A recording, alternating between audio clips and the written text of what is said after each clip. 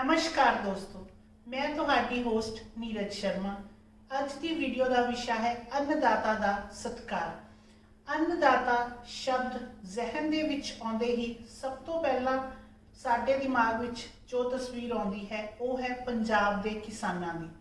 इसकी एक वाजिब वजह भी है क्योंकि भारत के आज़ाद हो जाने तो बाद साडे सरकार सामने सब तो वड्डी समस्या सी भुखमरी दी अते 1960 तक इस समस्या का कोई समाधान नहीं मिल सकिया सी।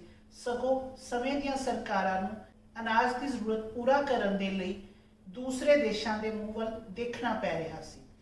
पर 1965 दे विच ग्रीन रेवोल्यूशन यानी कि हरित क्रांति का आगमन होया अते पंजाब ने सब तो पहला इसनूं खिड़े मत्थे स्वीकार किया। नतीजन पंजाब अन्न की पैदावार के मामले विच नंबर 1 सूबा बन के उभरिया।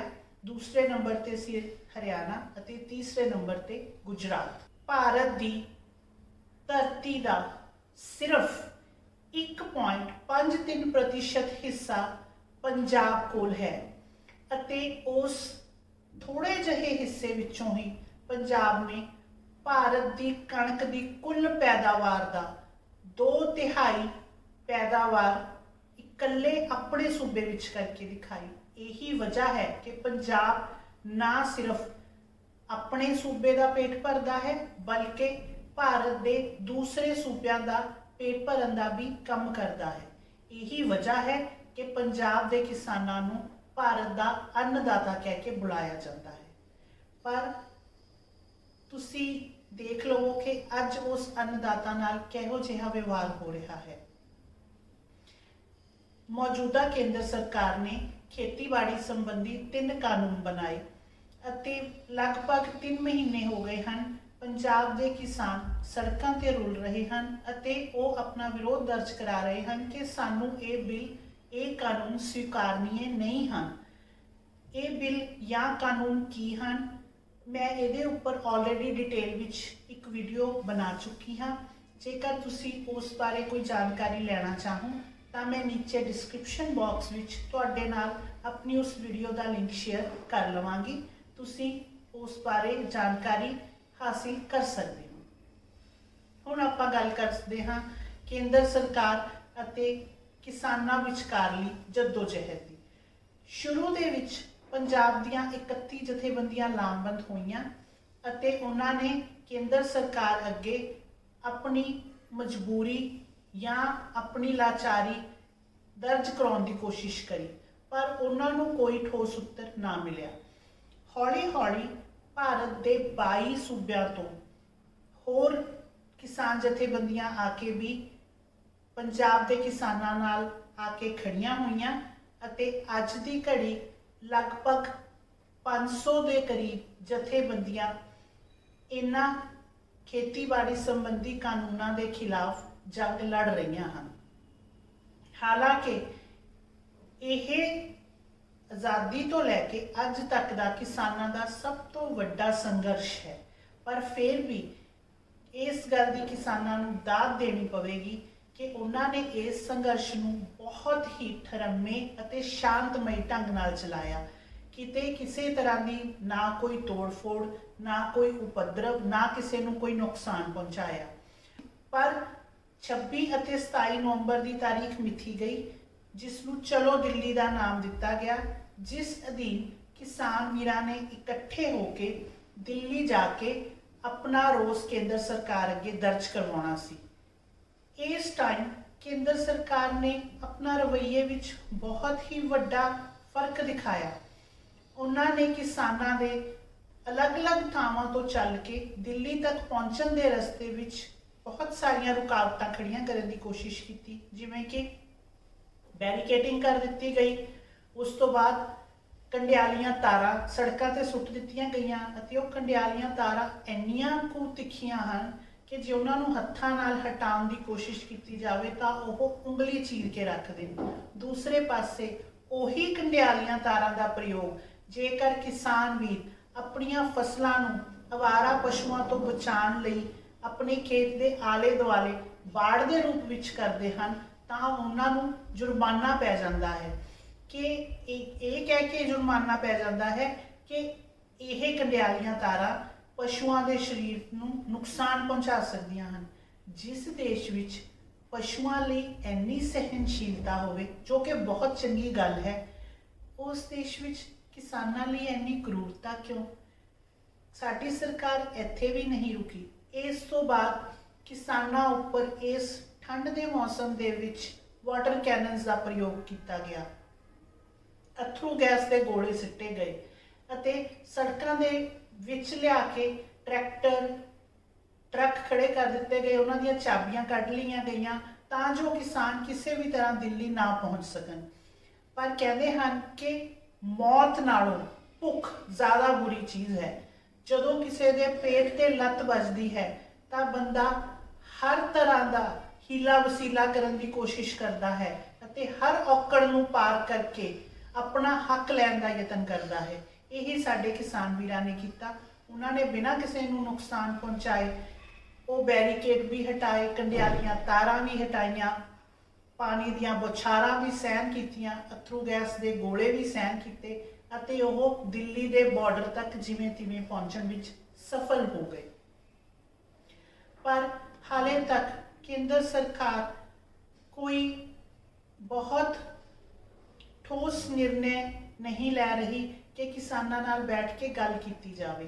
ਕਿਸਾਨ ਕਹਿ ਰਹੇ ਹਨ ਕਿ ਜੇਕਰ ਇਹ ਕਾਨੂੰਨ ਸਾਡੇ ਤੇ ਲਾਗੂ ਕਰ ਦਿੱਤੇ ਗਏ ਤਾਂ ਅਸੀਂ ਲੈਂਡਲੈਸ ਲੇਬਰ ਵਿੱਚ ਕਨਵਰਟ ਹੋ ਜਾਵਾਂਗੇ, ਅਸੀਂ ਕਾਰਪੋਰੇਟ ਘਰਾਣਿਆਂ ਦੇ ਗੁਲਾਮ ਬਣ ਕੇ ਰਹਿ ਜਾਵਾਂਗੇ। ਪਰ ਦੂਸਰੇ ਪਾਸੇ ਕੇਂਦਰ ਸਰਕਾਰ ਦਾ ਕਹਿਣਾ ਹੈ ਕਿ ਇਹ ਬਿੱਲ ਤਾਂ ਬਹੁਤ ਹੀ ਵਧੀਆ ਹਨ, ਇਹ ਕਾਨੂੰਨ ਇੰਨੇ ਕੁ ਕ੍ਰਾਂਤੀਕਾਰੀ ਹਨ ਕਿ ਆਉਣ ਵਾਲੇ ਸਮੇਂ ਵਿੱਚ ਕਿਸਾਨਾਂ ਦੀ ਫਸਲ ਦਾ ਮੁੱਲ ਦੁੱਗਣਾ ਮਿਲਣ ਲੱਗ ਜਾਵੇਗਾ, ਯਾਨੀ ਕਿ ਕਿਸਾਨਾਂ ਦੀ ਆਮਦਨ ਦੁੱਗਣੀ ਹੋ ਜਾਵੇਗੀ। ਪਰ ਕਿਸਾਨ ਇਸ ਗੱਲ ਤੋਂ ਰੱਤੀ ਭਰ ਵੀ ਸਹਿਮਤ ਨਹੀਂ ਹਨ। ਜੇਕਰ ਸੱਚਮੁੱਚ ਹੀ ਇਹ ਕਾਨੂੰਨ ਇੰਨੇ ਚੰਗੇ ਹਨ ਤਾਂ ਕੇਂਦਰ ਸਰਕਾਰ ਨੂੰ ਬੈਰੀਕੇਡਿੰਗ ਕਰਨ, ਕੰਡਿਆਲੀਆਂ ਤਾਰਾਂ ਸੁੱਟਣ ਜਾਂ ਹੋਰ ਕਿਸੇ ਵੀ ਤਰ੍ਹਾਂ ਦੀ ਔਕੜ ਪੈਦਾ ਕਰਨ ਦੀ ਕੀ ਜ਼ਰੂਰਤ ਹੈ? ਬਲਕਿ ਉਹਨਾਂ ਨੂੰ ਚਾਹੀਦਾ ਹੈ ਕਿ ਉਹ ਕਿਸਾਨ ਜਥੇਬੰਦੀਆਂ ਨਾਲ ਬੈਠ ਕੇ ਇੱਕ ਦੋ ਜਾਂ ਜ਼ਰੂਰਤ ਪੈਂਦੀ ਹੈ ਤਾਂ ਇਸ ਤੋਂ ਜ਼ਿਆਦਾ ਮੀਟਿੰਗਸ ਕਰਨ ਅਤੇ ਕਿਸਾਨ ਵੀਰਾਂ ਨੂੰ ਇਹਨਾਂ ਕਾਨੂੰਨਾਂ ਬਾਰੇ ਸਮਝਾਉਣ। ਜੇਕਰ ਇਹ ਕਾਨੂੰਨ ਸੱਚਮੁੱਚ ਉਹਨਾਂ ਦੇ ਭਲੇ ਵਿੱਚ ਹੋਣਗੇ ਤਾਂ ਕੌਣ ਆਪਣੀ ਆਮਦਨ ਵਧਾਉਣਾ ਨਹੀਂ ਚਾਹੁੰਦਾ? ਤਾਂ ਆਟੋਮੈਟਿਕਲੀ ਕਿਸਾਨ ਵੀਰ ਇਹ ਬਿੱਲਾਂ ਬਾਰੇ ਸਮਝ ਜਾਣਗੇ। ਦੂਸਰੇ ਪਾਸੇ ਜੇਕਰ ਸੱਚਮੁੱਚ ਇਹਨਾਂ ਬਿੱਲਾਂ ਵਿੱਚ ਕੋਈ ਮਦ ਜਾਂ ਕੋਈ ਕਲੌਜ਼ ਇਹੋ ਜਿਹਾ ਹੈ ਜੋ ਕਿਸਾਨਾਂ ਦੇ ਹੱਕ ਵਿੱਚ ਨਹੀਂ ਹੈ ਤਾਂ ਉਸ ਨੂੰ ਹਟਾਇਆ ਵੀ ਤਾਂ ਜਾ ਸਕਦਾ ਹੈ, ਕਿਉਂਕਿ ਦੇਸ਼ ਸਾਡਾ, ਕਿਸਾਨ ਵੀਰ ਸਾਡੇ, ਪ੍ਰਧਾਨ ਮੰਤਰੀ ਜੀ ਸਾਡੇ, ਸਰਕਾਰ ਆਮ ਜਨਤਾ ਲਈ, ਤਾਂ ਫਿਰ ਝਗੜਾ ਕਿਸ ਗੱਲ ਦਾ ਹੈ? ਕਿਸਾਨ ਵੀਰਾਂ ਨੂੰ ਕੇਂਦਰ ਸਰਕਾਰ ਤੱਕ ਪਹੁੰਚ ਕਰਨ ਲਈ 3 ਮਹੀਨਿਆਂ ਦਾ ਟਾਈਮ ਕਿਉਂ ਲੱਗ ਰਿਹਾ ਹੈ? ਬਲਕਿ ਪੰਜਾਬ ਇੰਨੇ ਦੁੱਖ ਸਹਿ ਚੁੱਕਿਆ ਹੈ, ਇੰਨੀਆਂ ਤਕਲੀਫਾਂ ਚੋਂ ਨਿਕਲਿਆ ਹੈ। ਚਾਹੇ ਤੁਸੀਂ ਗੱਲ ਕਰ ਲਵੋ 84 ਦੇ ਦੰਗਿਆਂ ਦੀ, ਚਾਹੇ ਤੁਸੀਂ ਗੱਲ ਕਰ ਲਵੋ ਪੰਜਾਬ ਵਿੱਚ ਘਟਦੀ ਹੋਈ ਇੰਡਸਟਰੀ ਦੀ, ਬੇਰੋਜ਼ਗਾਰੀ ਦੀ, ਵੱਧਦੇ ਹੋਏ ਨਸ਼ਿਆਂ ਦੀ, ਪੰਜਾਬ ਨੇ ਬਹੁਤ ਦਰਦ ਝੇਲੇ ਹਨ। ਪੰਜਾਬ ਤਾਂ ਇੱਕ ਅਜਿਹਾ ਸੂਬਾ ਹੈ ਜਿਸ ਨੇ ਹੱਦ ਤੋਂ ਵੱਧ ਸੱਟਾਂ ਖਾਧੀਆਂ ਹਨ ਅਤੇ ਲੋੜ ਪੈਣ ਤੇ ਹੱਦ ਤੋਂ ਵੱਧ ਕੁਰਬਾਨੀਆਂ ਅਤੇ ਸ਼ਹਾਦਤਾਂ ਦਿੱਤੀਆਂ ਹਨ। ਸਗੋਂ ਸਾਡੀ ਸਰਕਾਰ ਨੂੰ ਤਾਂ ਚਾਹੀਦਾ ਹੈ ਕਿ ਇਸ ਸੂਬੇ ਨੂੰ ਆਪਣੇ ਕਲਾਵੇ ਵਿੱਚ ਲਵੇ ਅਤੇ ਪਿਆਰ ਨਾਲ ਉਹਨਾਂ ਦੇ ਜ਼ਖਮਾਂ ਤੇ ਮਰਹਮ ਲਾਈ ਜਾਵੇ, ਨਾ ਕਿ ਉਹਨਾਂ ਦੇ ਜ਼ਖਮਾਂ ਨੂੰ ਮੁੜ-ਮੁੜ ਕੁਰੇਦਿਆ ਜਾਵੇ। ਅਤੇ ਦੂਸਰੇ ਪਾਸੇ ਇਹ ਕਿਹੋ ਜਿਹਾ ਲੋਕਤੰਤਰ ਹੈ ਜਿੱਥੇ ਇੱਕ ਪਾਸੇ ਜਨ ਸਧਾਰਨ ਦੀ ਭਲਾਈ ਦੀ ਗੱਲ ਕੀਤੀ ਜਾਂਦੀ ਹੈ ਤੇ ਦੂਸਰੇ ਪਾਸੇ ਉਹਨਾਂ ਉੱਪਰ ਜ਼ਬਰਦਸਤੀ ਕਾਨੂੰਨ ਥੋਪੇ ਜਾਣ। ਜੇਕਰ ਸੱਚਮੁੱਚ ਕਿਸੇ ਚੀਜ਼ ਵਿੱਚ ਕੁਝ ਭਲਾ ਹੈ ਤਾਂ ਜ਼ਬਰਦਸਤੀ ਕਰਨ ਦੀ ਜ਼ਰੂਰਤ ਕਦੇ ਵੀ ਨਹੀਂ ਹੁੰਦੀ। ਹੋ ਸਕਦਾ ਹੈ ਕਿਸੇ ਨੂੰ ਕੋਈ ਗੱਲ ਸਮਝ ਨਾ ਆ ਰਹੀ ਹੋਵੇ ਤਾਂ ਉਹਨੂੰ ਉਹ ਗੱਲ 2 ਵਾਰ 4 ਵਾਰ 6 ਵਾਰ ਸਮਝਾਈ ਜਾ ਸਕਦੀ ਹੈ। ਆਪਸ ਦੇ ਵਿੱਚ ਪਾੜਾ ਜਾਂ ਕੜਵਾਹਟ ਵਧਾਉਣ ਦਾ ਤਾਂ ਕੋਈ ਫਾਇਦਾ ਹੀ ਨਹੀਂ। ਦੂਸਰੇ ਪਾਸੇ ਜਿਸ ਦਾ ਜਿਹੋ ਜਿਹਾ ਸੁਭਾਅ ਹੁੰਦਾ ਹੈ ਉਹ ਕਦੇ ਨਹੀਂ ਬਦਲਦਾ। ਜਿਵੇਂ ਕਿ ਮੈਂ ਆਲਰੇਡੀ ਕਹਿ ਰਹੀ ਹਾਂ ਕਿ ਜੇਕਰ ਆਪਾਂ ਗੱਲ ਕਰਦੇ ਹਾਂ ਅੰਨਦਾਤਾ ਦੀ, ਤਾਂ ਸਭ ਤੋਂ ਪਹਿਲਾਂ ਪੰਜਾਬ ਦੇ ਕਿਸਾਨਾਂ ਦੀ ਤਸਵੀਰ ਸਾਡੇ ਸਾਹਮਣੇ ਆਉਂਦੀ ਹੈ। ਉਹਨਾਂ ਨੇ ਅੰਨਦਾਤਾ ਹੋਣ ਦਾ ਰੋਲ ਇਸ ਮੁਸ਼ਕਿਲ ਘੜੀ 'ਚ ਵੀ ਨਿਭਾਇਆ। ਕਿਸਾਨ ਵੀਰ ਆਪਣੀਆਂ ਟਰਾਲੀਆਂ ਦੇ ਵਿੱਚ ਆਪਣੇ ਨਾਲ ਕੁਝ ਦਿਨਾਂ ਦੇ ਕੱਪੜੇ ਲੈ ਕੇ ਗਏ ਹਨ। ਉਹਨਾਂ ਅਨੁਸਾਰ ਠੀਕ ਹੈ, ਉਹ ਦਿੱਲੀ ਵੱਲ ਜਾ ਰਹੇ ਹਨ ਕਿ ਸਰਕਾਰ ਅਗਰ ਉਹਨਾਂ ਨੂੰ ਜਿੱਥੇ ਰੋਕ ਦੇਵੇਗੀ ਉਹ ਉੱਥੇ ਹੀ ਬੈਠ ਜਾਣਗੇ ਅਤੇ ਆਪਣਾ ਪਕਾ ਲਿਆ ਕਰਨਗੇ, ਖਾ ਲਿਆ ਕਰਨਗੇ, ਪਰ ਆਪਣਾ ਸੰਘਰਸ਼ ਜਾਰੀ ਰੱਖਣਗੇ। ਪਰ ਦੇਖਣ ਨੂੰ ਮਿਲਿਆ ਹੈ ਕਿ ਬੀਤੇ ਦਿਨੀ ਜਦੋਂ ਕਿਸਾਨ 26 ਤਾਰੀਖ ਤੋਂ ਲੈ ਕੇ ਹਾਲੇ ਤੱਕ ਦਿੱਲੀ ਵੱਲ ਵੱਧ ਰਹੇ ਹਨ ਤਾਂ ਉਹਨਾਂ ਦੇ ਉੱਪਰ ਜੋ ਪੁਲਿਸ ਫੋਰਸ ਸਖਤੀ ਕਰਨ ਦੇ ਲਈ ਲਗਾਈ ਗਈ ਹੈ, ਉਹ ਜਦੋਂ ਖਾਣਾ ਬਣਾਉਂਦੇ ਹਨ ਤਾਂ ਉਹ ਪੁਲਿਸ ਫੋਰਸ ਨੂੰ ਵੀ ਪ੍ਰਸ਼ਾਦੇ ਛਕਾਉਂਦੇ ਹਨ, ਉਹਨਾਂ ਨੂੰ ਵੀ ਸਮੇਂ-ਸਮੇਂ ਤੇ ਪੀਣ ਲਈ ਪਾਣੀ ਉਪਲਬਧ ਕਰਾਉਂਦੇ ਹਨ ਅਤੇ ਉਹ ਰਾਹਗੀਰਾਂ ਨੂੰ ਵੀ ਕਹਿੰਦੇ ਹਨ ਕਿ ਆਓ ਅਸੀਂ ਵੀ ਪਕਾ ਕੇ ਖਾ ਰਹੇ ਹਾਂ ਤੇ ਤੁਸੀਂ ਵੀ, ਅਸੀਂ ਜਿੰਨੇ ਕੁ ਜੋਗੇ ਹਾਲੇ ਵੀ ਹਾਂ, ਭੁੱਖੇ ਨਾ ਜਾਓ, ਸਾਡੇ ਨਾਲ ਖਾਣਾ ਖਾ ਕੇ ਜਾਓ। ਇਹ ਤੋਂ ਪਤਾ ਚੱਲਦਾ ਹੈ ਕਿ ਪਹਿਲਾਂ ਦੂਸਰੇ ਦਾ ਪੇਟ ਭਰਨਾ ਅਤੇ ਫਿਰ ਆਪਣੇ ਪੇਟ ਬਾਰੇ ਸੋਚਣਾ, ਇਹ ਤਾਂ ਸਾਡੇ ਕਿਸਾਨ ਵੀਰਾਂ ਦੀ ਮੁੱਢਲੀ ਫਿਤਰਤ ਹੈ। ਸੋ ਜੋ ਐਨੇ ਕੋਮਲ ਹਿਰਦੇ ਦੇ ਹੋਣ, ਉਹਨਾਂ ਤੇ ਇੰਨੀ ਸਖਤੀ ਦੀ ਲੋੜ ਕਿਉਂ ਪੈ ਰਹੀ ਹੈ? ਮੈਂ ਕਿਸਾਨ ਵੀਰਾਂ ਨੂੰ ਵੀ ਹੱਥ ਜੋੜ ਕੇ ਇਹੀ ਬੇਨਤੀ ਕਰਦੀ ਹਾਂ ਕਿ ਤੁਸੀਂ ਜਿਸ ਸ਼ਾਂਤਮਈ ਢੰਗ ਨਾਲ ਆਪਣਾ ਸੰਘਰਸ਼ ਹਾਲੇ ਤੱਕ ਚਲਾਇਆ ਹੈ, ਇਸ ਨੂੰ ਇਸੇ ਤਰ੍ਹਾਂ ਚਲਾਉਂਦੇ ਰਹੋ।